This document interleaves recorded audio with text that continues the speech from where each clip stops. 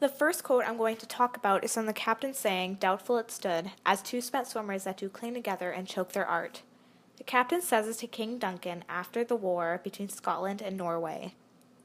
This is significant because the captain is comparing the two armies to swimmers, which implies that the armies fought as though they were exhausted swimmers, clinging to each other and making it harder for them to swim. They are both in danger of dying as they wear themselves out, which makes the outcome of the battle doubtful, seeing that neither is capable of winning. I know I took the path that you would never want for me.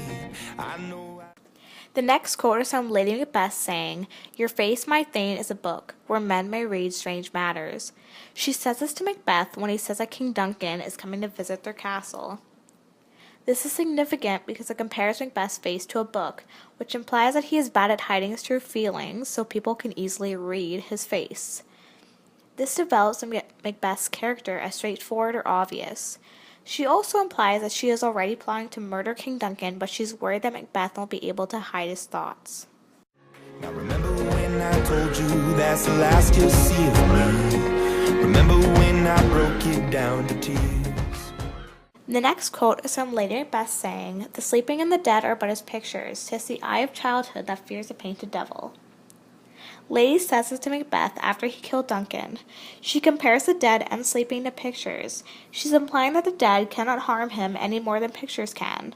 According to Spark Notes, this is significant because it develops Macbeth's character as cowardly, because he refuses to go back to Duncan's chambers.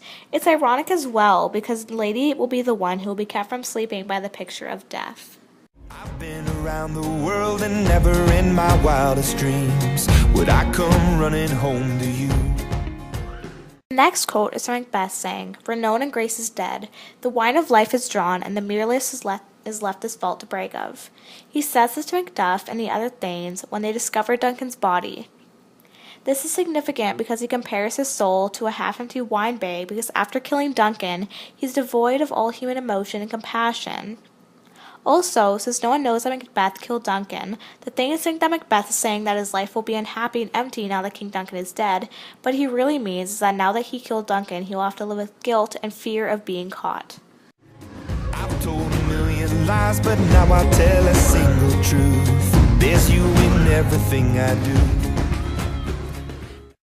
The last quote is from Macbeth saying, "There the gross serpent lies, the worm that's fled, hath nature that in time will venom breed." Macbeth says this to one of the murderers after they told him of Banquo's death, but finds out that Fleance escaped.